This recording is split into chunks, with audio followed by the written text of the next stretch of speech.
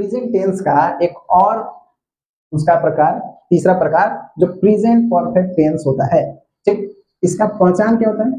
जिस हिंदी वाक्य के क्रिया के अंत में चुका है या चुकी हूं, चुकी हूं या चुके चुकी है, चुके हैं या चुके हो, कुछ इस तरीके से आता है, या फिर या है या हूं, आ है आ हूं, ये है, इस तरीके से अगर क्रिया के अंत में लग कर आता है तो ऐसे वाक्य को प्रेजेंट परफेक्ट टेंस में माना जाता है।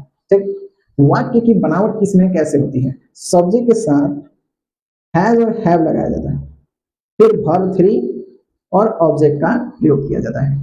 जैसे मैंने एक पत्र लिखा है, अब देखिए यहाँ पे आ है, ये आ रहा है।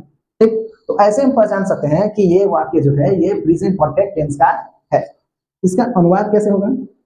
मैंने, I have return a letter, कुछ इस तरीके से इसका अनुवाद होगा।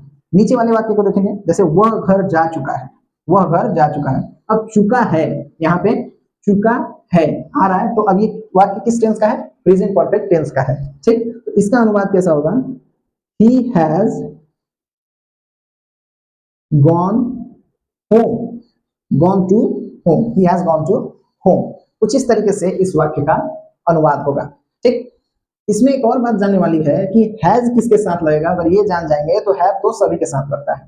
ठीक, हैज जो है ये थर्ड पर्सन सिंगुलर के साथ लगता है, थर्ड पर्सन सिंगुलर के साथ। इसमें क्या क्या आता है? ही, सी, इट और किसी का जो नाम है वो आता है। ठीक, तो इस तरीके से प्रेजेंट परफेक्ट टेंस का जो पहचान होगा कुछ इस तरीके से होगा, और इसका वाक्य की बनावट जो होती है वो कुछ इस तरीके से होती है। यहाँ पे दो उदाहरण भी दिए गए हैं जिससे आपको समझने में और भी आसानी होगी और आपको कोई परेशानी भी नहीं होगी। Type of sentence, type of sentence जो है प्रेजेंट परफेक्ट टेंस में किस तरीके से होता है। ठीक, अब जैसे कि इसमें अफर्मेटिव सेंटेंस में इसका स्ट्रक्चर क्या होगा? Subject, has, have, verb three और ऑब्जेक्ट होता है। ठीक, क्या होता है? Subject, has, have, verb three और ऑब्जेक्ट होता है। जैसे कि एग्जांपल में हम देखेंगे, सी हैज ईटेन राइस, यहाँ पे subject, has, have, verb three और ऑब्जेक्ट, कुछ इस तरीके से इसका एग्जांपल है। अब देखते हैं नेगेटिव सेंटेंस में इसका स्ट्रक्चर क्या होता है। सब्जेक्ट, हैज, हैव, अब यहाँ पे नॉट लग जाता है और उसके बाद वर्ब थ्री और ऑब्जेक्ट होता है। इसका एक एग्जांपल देखेंगे, सी हैज नॉट ईटेन राइस। ठीक, इस तरीके से। अब इंट्रोगेटिव सेंटेंस में इसका स्ट्रक्चर क्या होता है?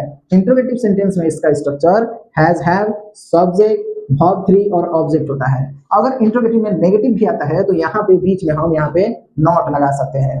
ठीक, यहाँ पे नॉट लगाएंगे, नहीं है तो नहीं लगाएंगे। इसका एग्जांपल देखेंगे, हैज सी